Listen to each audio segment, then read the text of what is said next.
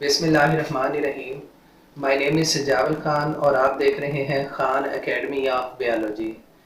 Dear students, आज हमने part 1 chapter 3 इसमें से एक टॉपिक डिस्कस करना है और इस टॉपिक का नाम है मैकेनिज्म ऑफ एंजाइम एक्शन, जिसे कैटालाइसिस भी कहते हैं। एंजाइम हमारे पास 3 डायमेंशनल ग्लोबुलर प्रोटीन्स हैं, यानी स्फेरिकल प्रोटीन्स हैं, और इसकी केमिकल कंपोजिशन और इस शेप को अमाइनो एसिड कंट्रोल करेगा।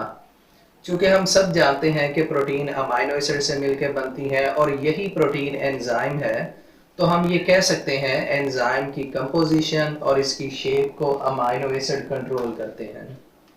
एंजाइम कैटालाइसिस कैसे करता है या रिएक्शन कैसे परफॉर्म करता है?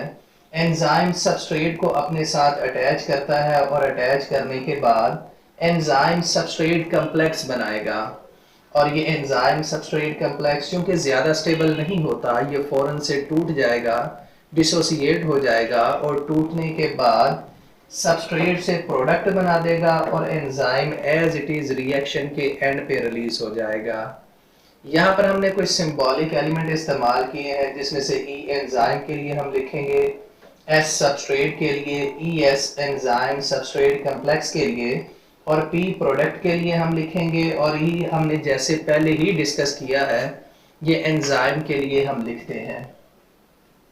एंजाइम के ऊपर एक खाली साइट होती है जिसे हम एक्टिव साइट कहते हैं। ये असल में चार्ज बेरिंग साइट होती है जहाँ पर मुख्तलिफ चार्जेस होते हैं, ताकि ये चार्जेस सबस्ट्रेट के ऊपर चार्जेस के साथ बाइंड कर सकें और बाइंड करने के बाद एंजाइम सबस्ट्रेट कम्प्लेक्स बना सकें।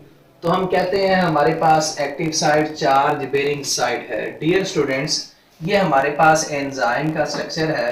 यहाँ पर हमें एक स्पेस नज़र आ रही है और एक स्पेस यहाँ पर मौजूद होगी। ये वाली स्पेसेस हमारे पास बाइंडिंग साइट कहलाएगी, और ये वाली जो अपर हमें नज़र आ रही है ये वाली कैटालिटिक साइट कहलाएगी। असल में ये एक्टिव साइट की दो रीजन्स हैं, दो पार्ट्स हैं। इनके फंक्शन भी एक दूसरे से अलग अलग हैं। दोनों जब कंबाइनली काम करती हैं तो काम करने के बाद ये सबस्ट्रेट को प्रोडक्ट के अंदर चेंज कर देती हैं। इनमें से बाइंडिंग साइट का फंक्शन क्या है और कैटालिटिक साइट का फंक्शन क्या है, ये हम डिस्कस करते हैं। तो बाइंडिंग साइट सबस्ट्रेट को रिकॉग्नाइज करती है और रिकॉग्नाइज करने के बाद इस सबस्ट्रेट को एंजाइम के साथ बाइंड करती है। और हम पहले ही डिस्कस कर चुके हैं, जब एंजाइम और सबस्ट्रेट आपस में कंबाइन करते हैं तो ये एंजाइम सबस्ट्रेट कम्प्लेक्स बनाते हैं। जैसे ही एंजाइम सबस्ट्रेट कम्प्लेक्स बनता है, कैटालिटिक साइट एक्टिवेट होती है, और एक्टिवेट होने के बाद एंजाइम सबस्ट्रेट कम्प्लेक्स को ये तोड़ देगी, और तोड़ने के बाद जो सबस्ट्रेट एंजाइम के साथ बाइंड हुआ था इसे प्रोडक्ट के अंदर चेंज कर देगी, और एंजाइम रिएक्शन के एंड के ऊपर एज इट इज रिलीज हो जाएगा। इसकी फंक्शनिंग को देखते हुए दो मॉडल प्रपोज किए गए थे। एक मॉडल था लॉक एंड की मॉडल, उसके बाद दूसरा मॉडल था induced fit model. Lock and की मॉडल के नाम से ही जाहिर हो रहा है हमारे पास ये मॉडल बिल्कुल उस तरह काम करेगा जिस तरह एक लॉक और एक की काम करती है। एक स्पेसिफिक की एक खास या स्पेसिफिक लॉक को ओपन करेगी, बिल्कुल इसी तरह एक खास सबस्ट्रेट खास एंजाइम के ऊपर बाइंड करेगा, और बाइंड करने के बाद एंजाइम सबस्ट्रेट कम्प्लेक्स बनाएगा। ये कम्प्लेक्स टूटेगा, सबस्ट्रेट से प्रोडक्ट बन जाएगा, और enzyme as it is environment के अंदर या रिएक्शन के अंदर रिलीज हो जाता है। उसके बाद ये हमारे पास एग्जांपल के अंदर सबस्ट्रेट दिखाया गया है, और ये सबस्ट्रेट है माल्टोज का। माल्टोज असल में दो ग्लूकोज के मॉलिक्यूल के मिलने से बनती है। तो हमारे पास एक ये वाला स्ट्रक्चर, ये ग्लूकोज का स्ट्रक्चर है, और एक यहाँ पर ग्लूकोज अटैच है। जब ये दोनों ग्लूकोज ग्लाइकोसिडिक बॉन्ड के जरिए या लिंकेज के जरिए आपस में कंबाइन करती हैं, और कंबाइन करने के बाद ये माल्टोज बनाएंगी। अब माल्टोज चूंकि ये सबस्ट्रेट है, ये एंजाइम की इस एक्टिव साइट जिसे हम बाइंडिंग साइट कहते हैं इसके ऊपर अटैच होगा। अटैच होने के बाद ये एंजाइम सबस्ट्रेट कम्प्लेक्स बनाएगा। ये भी बाइंडिंग साइट है हमारे पास, ये भी बाइंडिंग साइट है। यहाँ पर ये दरमियान में ये वाली कैटालिटिक साइट है। जैसे ही एंजाइम सबस्ट्रेट कम्प्लेक्स बनता है ये कैटालिटिक साइड इसे दरमियान से ब्रेक करती है और ब्रेक करने के बाद इस माल्टोज में से दोनों ग्लूकोज को सेपरेट कर देती है।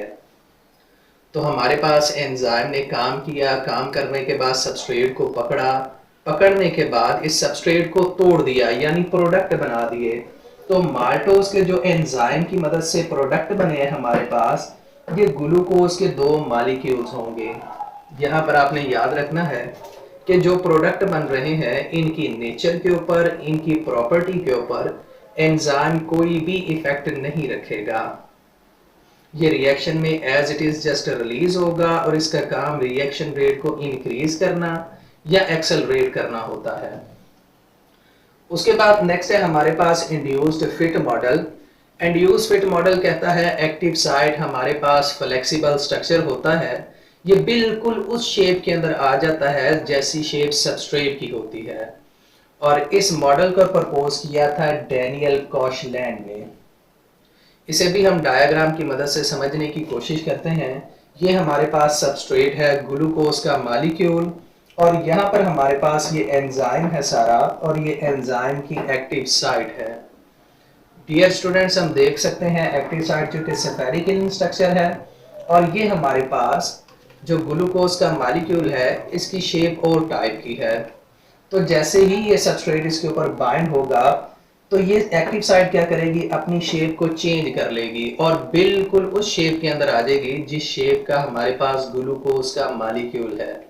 दोनों आपस में कंबाइन करेंगे, एंजाइम सबस्ट्रेट कॉम्प्लेक्स बनेगा, और बनने के बाद ये डिसोसिएट होगा, enzyme as it is release हो जाएगा और इस सबस्ट्रेट से प्रोडक्ट बन जाएगा। तो डियर स्टूडेंट्स, ये हमारा टॉपिक था मैकेनिज्म ऑफ एंजाइम एक्शन, जिसे हम कैटालाइसिस भी कहते हैं।